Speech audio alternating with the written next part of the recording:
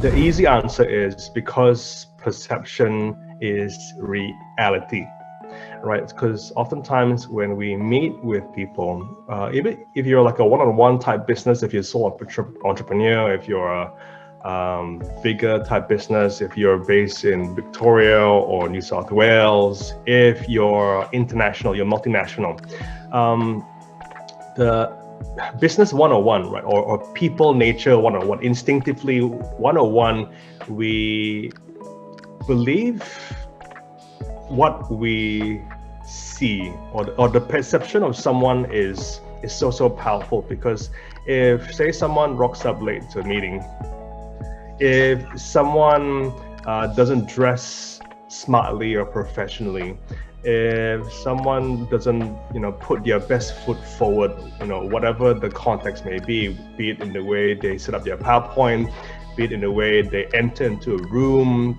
be it in the way they address the audience, those first few moments where the organization sees you, the person coming in, those microseconds, those milliseconds is so powerful and important, because perception is reality.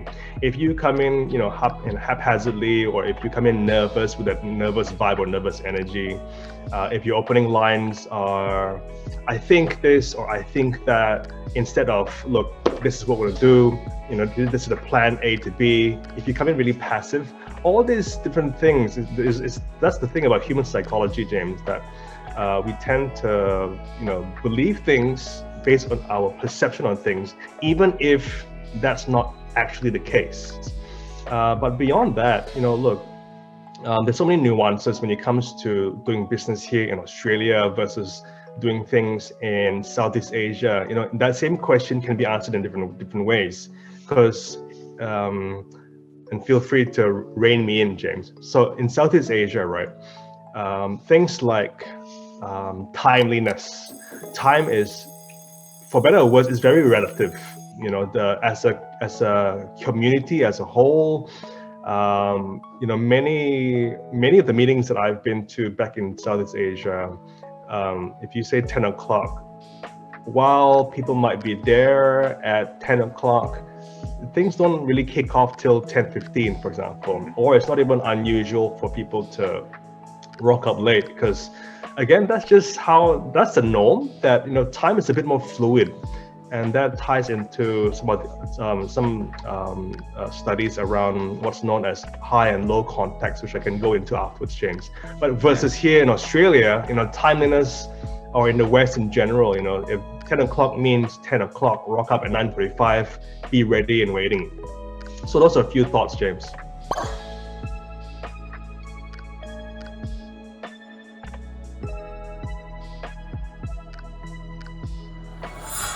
I've got three thoughts, right? So the first thought is on starting by putting your best foot forward, or start off by ramping up, or just establishing, putting down the foundations to say that you have some credibility. So one of the things that I've seen many times, and I've done it myself as well, is we start off apologizing in front of a boardroom, in front of recruiters, in front of an audience. Hey everyone, sorry about the air conditioning, sorry about the seating arrangements. So again, apologizing is not a good way to start your presentations.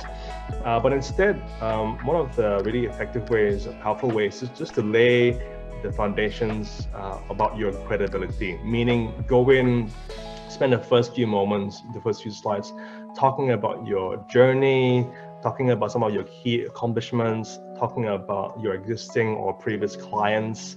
That way, it shows the audience, that the other parties listening, your pedigree, your journey, your street credibility, right?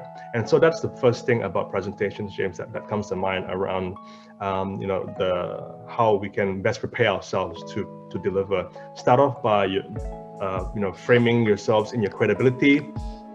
And number two is confidence. James, this is a big one. Again, I could spend a whole hour. But before you can be confident, you have to come in prepared. And so that's the behind the scenes part, right? Because we sometimes, for those of us who enjoy public speaking, we rely on our charisma to make a point. We rely on just the sheer energy of the crowd to keep the ball rolling. But I've seen many a speaker crash and burn when they don't put in the hard work and prepare. So that's the second thing. If you're prepared, then you can present yourself as more confident. And then the last one for now, and feel free to go in deeper or ask me along questions alongside James. The last one is really around how do I phrase this in not so many words? I guess again, context. If we're just aware of the context, James, the way you present to VIPs is very different if you're presenting to angel investors, which is again very different if you're presenting to a potential recruiter or one-on-one, so the context really matters. So there's the element of being flexible and being able to think on your feet. Yeah, so those are some thoughts, James. Your credibility, your confidence, and the context, just to be aware and mindful of these things.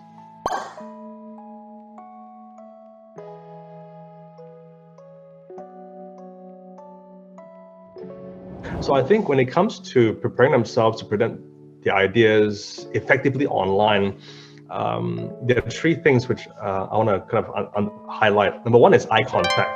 Yeah. And when we are presenting offline in a live room, for example, you are going to look at the audience eye to eye. Or rather, that's good practice. If you're not doing that already, try it, right? So eye-to-eye contact is lost when we're delivering online. But the way to mimic this is to train yourself to look into the lens of the camera versus what we instinctively do when we are delivering presentations or doing Zoom calls all day, is we look at the screen, where we lose the element of the eye contact. And again, this goes back to how we receive and how we give communication. I think stats show us that out of the way we receive and give send messages, 7% is from words, but there's a big chunk from the tone of voice and your body language. And so online, we lose so much of those non-verbal cues. And so the way to at least hold on to some of those things, where it's in our DNA to communicate, is just to practice looking into the screen. So that's number one, eye contact. Number two is to dial up your energy by say 10 to 20%. Because again, energy is one of these things, right, where it comes off strange through the camera lens. And so if we talk like how we normally talk in real life, sometimes it may give the impression through the screen of your laptops or your devices that, wow, James or Delwin is being really flat and low key today. Like, did he have a late night or something? But I think the way around it is just to imagine like a dial up your energy levels by 10 to 20%, not a lot, because you don't want to go like overboard with this. Just dial it up a little bit, because that up in energy translates really well through the screen. And I guess the last one is, like I've already touched on before, is your non-verbal cues, your body language, your facial expressions, your posture, your hand gestures. That's a big one as well. All the things I said for online deliveries apply offline as well. Sometimes, right, when we're meeting someone for the first time, the most frequently asked, the most commonly asked question when you meet someone for the first time is, tell me about yourself. That's often the big opening question. And I'm finding from my journeys, because I've worn so many different hats along the way, and I've been in many different situations, in big conferences, in big VIP meetings, in one-on-one meetings. Take time to figure out the answer to that question. And it'll sound super simple, but many of us, if you've done one degree or one type of training in your journey so far, the answer is a bit more straightforward, right? So I'm a third year commerce student at the University of Melbourne, and I'm majoring in entrepreneurship and marketing. So that's kind of your background in one sentence in a nutshell. But when it comes to further down in your career, once you've done a few things and you've got a few accomplishments under your belt, that the answer to the question becomes a bit more nuanced and complex, depending on the person you're speaking with. Because if you're speaking to a bank manager, then use words that resonate with him or her. If you're speaking to a CEO or CFO, use more numerical type lingo, right? Talk about percentages, talk about things in terms of numbers, because CEOs and CFOs they talk in numbers.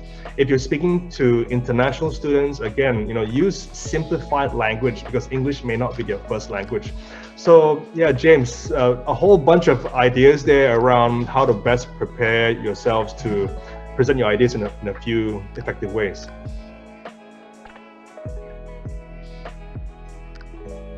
So the first one is on power distance. And this really applies to the modern workplace, where we have super diverse demographics represented, right?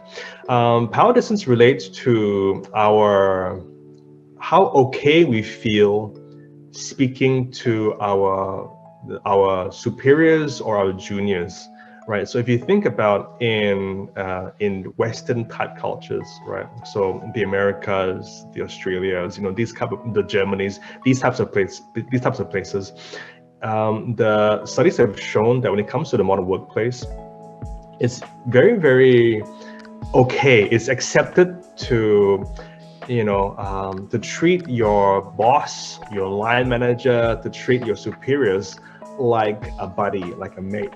Because it's openness and transparency is encouraged. So oftentimes managers may have an open door policies. Just come in, speak your mind. Tell me what you're thinking. I'm all ears. And so this idea that the distance of power, how far I am as a junior compared to my senior, my boss, distance is very, very small. And so this creates a very unique flavor in your workplace, right? Where everyone is very open and direct and honest. In the boardroom, it's not unusual to challenge your boss's line of thinking, because the idea is, if we all if we're all yes men or yes women, our ideas, our suggestions, our problem-solving techniques, they don't get sharpened.